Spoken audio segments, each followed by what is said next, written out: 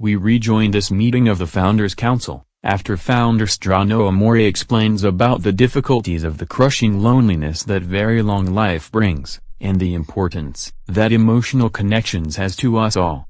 In a short life, good relationships with friends and family are a nice thing to have. In a long life, they are crucial lifelines that help keep us sane and grounded over the long years. The group is starting to see that the whole mindset needs to drastically change, now that time has changed so much for them. Thank you, Founder Strano Amore. As usual, you have some good insight that surely will help us all out. Before we get to the next topic, are there any related questions or comments? I think along with that, the trend that we have been seeing, for kids to start having families so soon, is not helping us.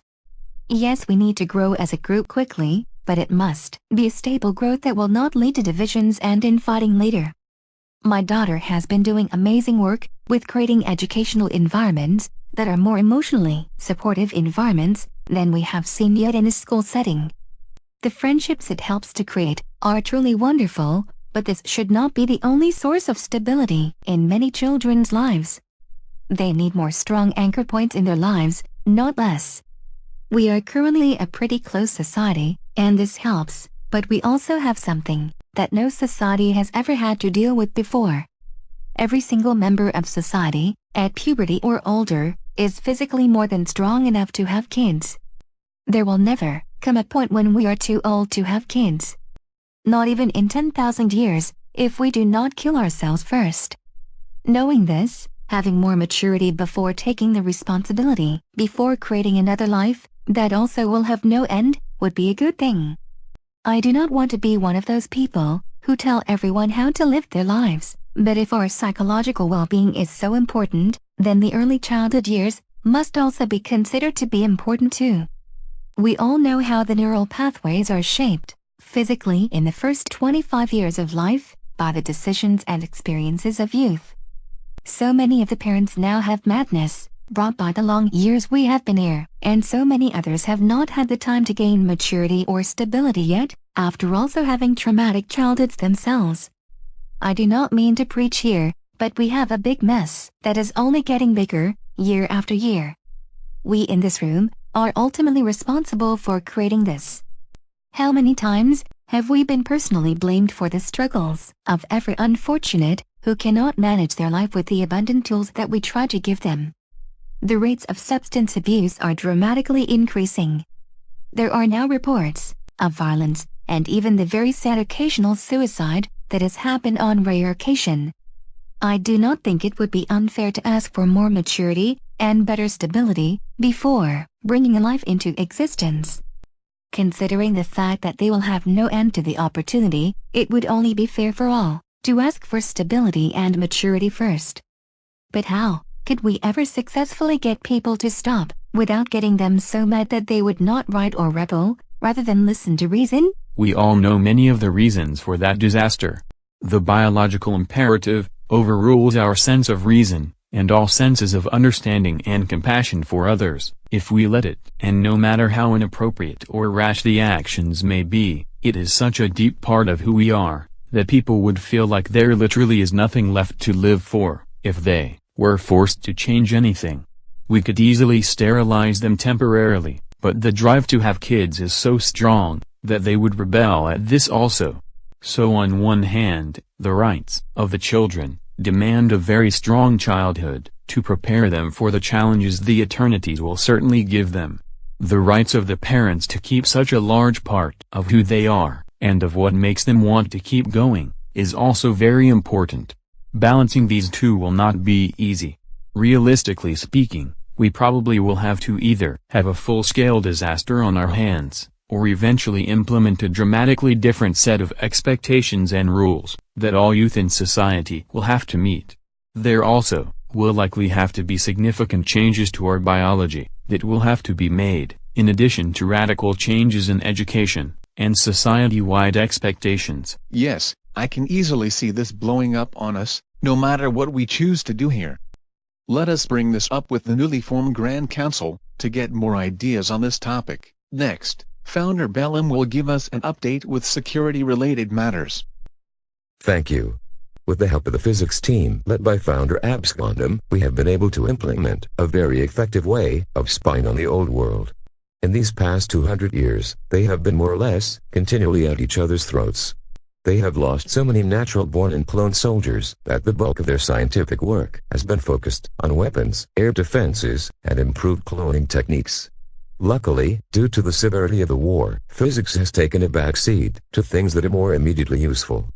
For now, we are working on ways to slow down the progress of any technology that could be used to get here, should the need ever arise. Thank you, Founder Bellum. Next, Founder Hope Strano Amore will discuss current research goals and needs. Thanks. We have talked a lot about how the human mind was designed around a very short lifespan. The effects of many things in our life might not seem to matter much at first, but do still affect us quite a lot in the long term. In order to best know how to not just survive the long years we have, but thrive, we feel a study is needed to understand cause and effect to an extent that we never have before. Whether from things in our environment, or people in our lives, we are affected by things that we do not ourselves fully understand. In the long years, life happens, and many of our deep psychological problems get worse, not just because of a few traumatic events, but also because the constant myriad of life's problems just adds too much to our plate. It wears us down, and makes healing from the big events harder. So to make a long story short, neuroscience and psychology are teaming up to study the interactions we have with our world, and those around us, to a level never done before. We have better access to the mind, to how it processes, and to exactly what we are thinking, than ever before. One area of concern, alcohol and drugs, is something that we believe could be useful to include. Forgetting for a moment any harmful physical effects, the effects on our lives and our society should be objectively studied, and recommendations for best practices created. In short, we need to know exactly what these things are doing to our society, and what we can do to stop any harmful effects. Computers do not have enough data to accurately predict ways to solve this problem, but in a simulation between a control group where alcohol and drugs are not present, and as close as possible a representation of our society, the results overwhelmingly shows that the control group had far fewer problems. We all see that substance abuse is becoming a runaway problem here. We need to fix it. I cannot pretend to have all of the answers now, but I feel that we will get them when we have more data. In making the most out of this study, we also feel that studying family interactions with the data we collect would also be useful to analyze. Families are one of the strongest things that keep us sane in these long years, but also one of the things that causes the most frustration and the deepest hurt in our lives. Our actions are like rocks in a pond. When a stone is thrown into the water, the ripples go outward, away across the pond. As they go in all directions away from us, they soon interact with other ripples from other rocks, creating patterns we never could have anticipated. If we are going to have success in correcting the growing problems of our society, we need to understand the causes and effects of those problems, down to a level we never have before. We cannot take away freedom, or force people to live forever. We must do this through increasing our wisdom, and our ability to be more prepared for the long years we face. The last thing about this project that we would need to cover tonight is that, in making sure we are as objective as possible, my husband will be going over some analysis of how genetics is affecting behavior and our psychology. We have a very small collective gene pool, and it does need to be monitored closely for even the slightest problems. So essentially you are saying that a responsible and capable family, such as yours, would volunteer to do without alcohol, real, and electronic drugs, and also start reading each other's most intimate thoughts, just so we can better understand different ways out of the situation we are all in.